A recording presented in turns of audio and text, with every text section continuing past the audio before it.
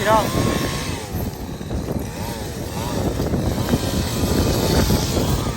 เอาใครจ้างช่างมาตัดไม้ให้พี่น้องพอดีได้ช็อตเลย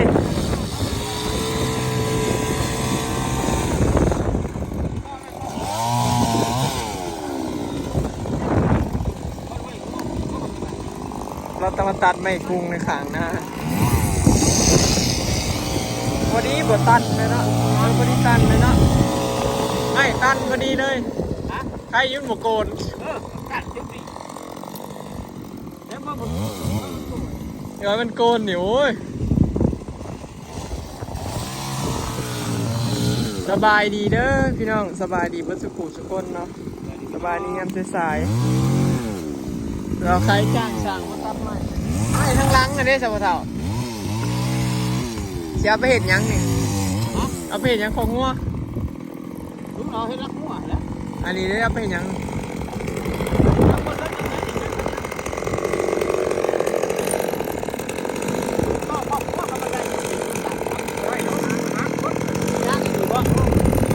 มันเป็นตะปูดเลยนะ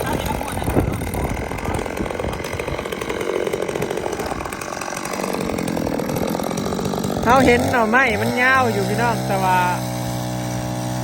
มันเป็นตะปูดนี่เขาก็ผ่ามาได้เลยมันกระแตกนะครับมันใหม่โบราณ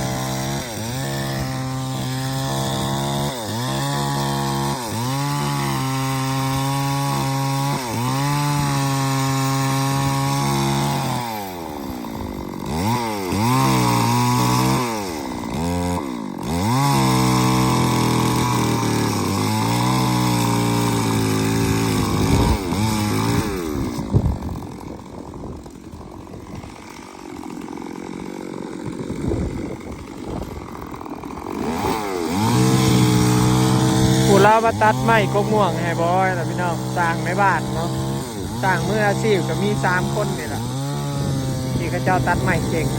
เป็นมืออาชีพเลยเขาเจ้าตัดแป๊บเดียวพี่น้องเขาเจ้าหับงานมือหนึ่งผมเป็น10ป้ายผมเจ้าเห็ดไว้พี่น้องแป๊บเดียวพอสมองหรอกแล้วก็เจ้าผ่าลักขั้วให้บอยกันประมาณชั่วโมงเดียว1 เมตรลักขั้วลักประมาณ1 ชั่วโมงสั่งจะผ่าเดียวน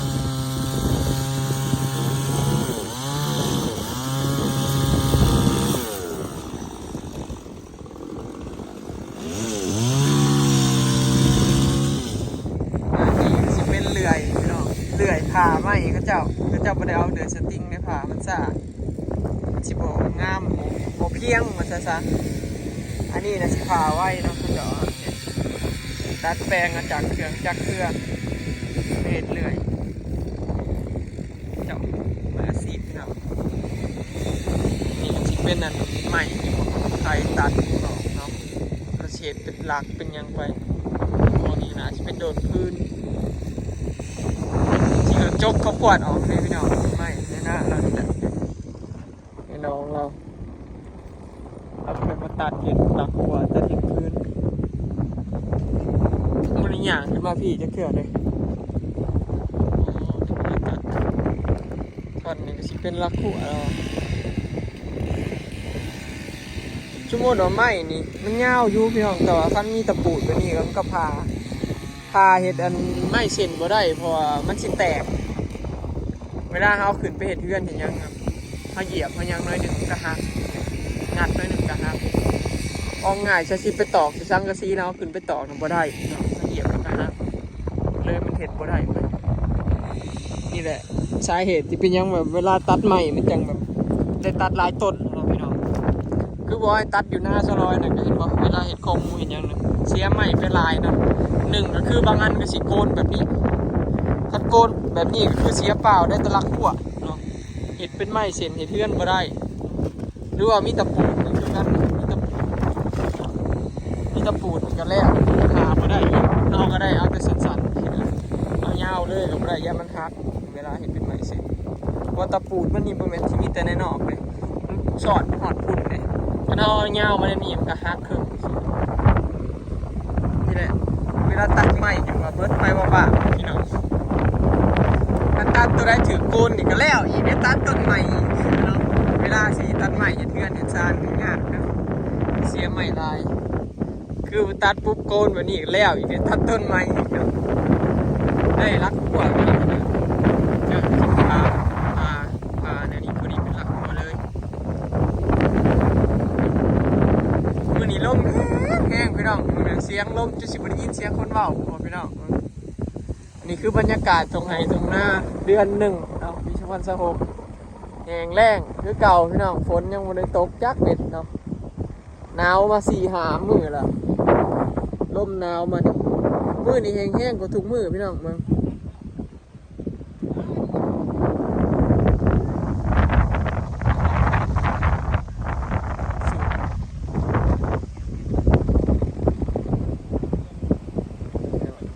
แต่ละเที่ยงญาติพี่น้องกับบ่ไกลกันเนาะอันนี้เที่ยงมันทวาร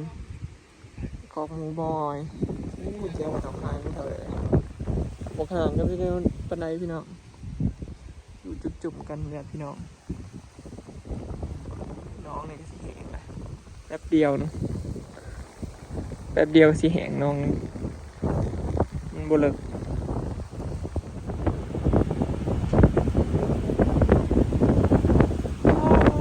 ลมแท้ลมว่า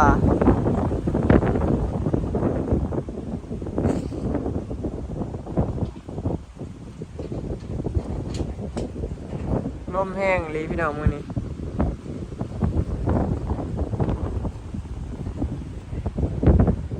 เอ้ยไปมาเคี้ยวอันนี้นะโอ้เป็นร้อยออกมาตอนไหนวะ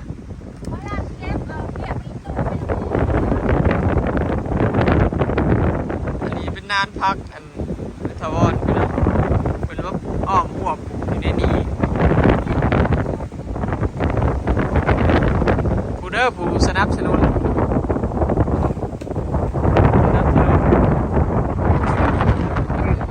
จะคล้องชวนยืนเฝ้าอยู่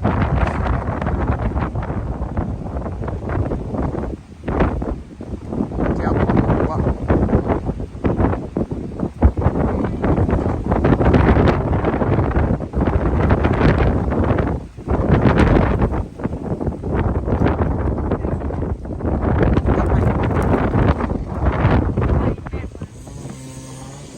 บรรยากาศอยู่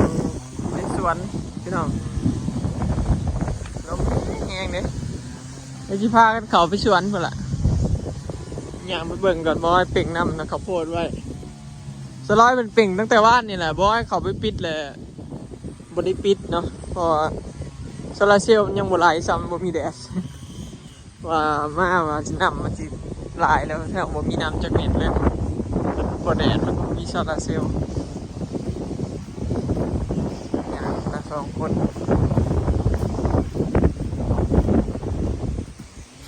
ยังมุตะเลิศแล้วมากพี่น้องมากถามเราที่สื่อแต่ว่านี้เราไม่ได้มากเราวันที่เก่า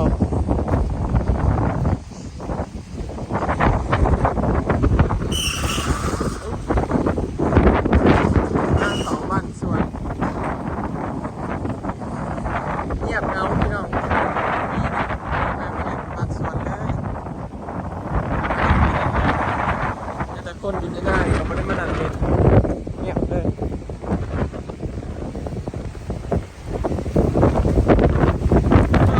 ตัวลม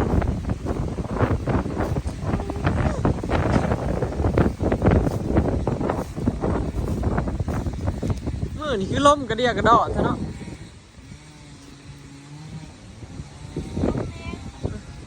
น้ำข้าวโพดนะคอยเป่งไว้เลย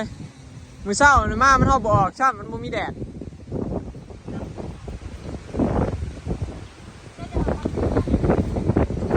ไม่ไงเอาอันนี้พี่น้องนายอัน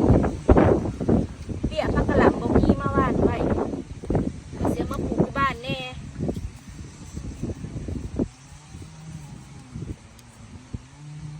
คนอื่นมานั่งให้กำลังใจ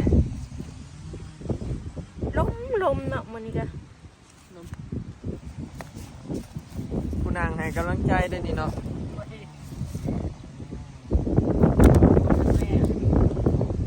สวนเราฮดสวนสาวกายมาโยนใส่ทรายพี่น้องบอกอยู่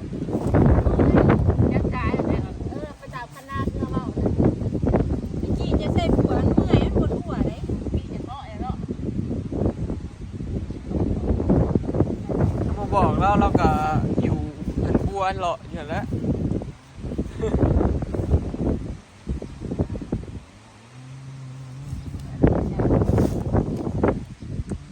เบาลายเดียวอย่างบอกกี้มาบ้านไปพี่น้องว่าสิบ แล้วเป็นทวอนไปใช้สายใย ใหญ่กระทานครับสิ ท่านใช้ก่อน ใหญ่ สังฆทาน สังฆทาน สังฆทานในวัดบ้านเฮาพี่น้องน้ำเงินไปแล้วเห็นแก่โตะแก่ตังไปแล้วเกลือหมูแนมไปแล้วไม่ใช่ได้หรอ อ้อย เอาอ้อยไปแจก มาทุกวันก่อนจะไปวงทานวงยังลำหมูดอกพี่น้องถ้าลูกบ่ใหญ่กว่านี้ เฮา มีแต่ทุกย่ามคิดจะไปทำบุญแล้วก็ไป จะไปทำบุญมันเวลาบนมือเนี่ย อันนี้พักไปเที่ยวบุญมาแล้วงามเนาะบ่ได้ดีบ่ได้ยังโอ้ย กำลังงามเลยเนาะ พักคณะก่อน ยังวันนั้นได้เก็บไปกินจ้ะในปักคณะ กินผักบุ้ง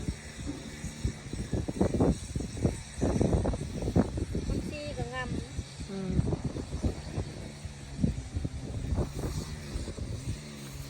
ขนาดของคอยงามว่ะคนแม่นก็กำลังอันนี้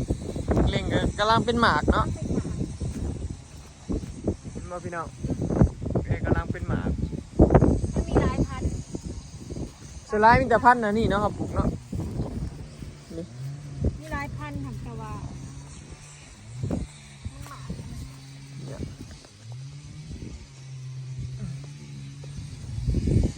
เรียงกันไปนี่เลยพี่น้องส่วนผักกินนี่เมื่อวานนี่ก็มาฮดกับสไลด์จนมืดเปลี่ยนกันฮด คนมาฮดกลางคืนเมื่อคืนเจอพี่น้องเอ้ยออกไปสวนเห็ดหัวแล้วก็มาฮดกลางคืนเนี่ย ออมเขียดด้วยเนาะมือได้แดดๆท่อนๆจังออกมาหาเงี้ยเขียด มันลมหนาวแล้วเขียดมันบ่อยากออกพี่น้องมันอยู่แต่ในโค้งแม่น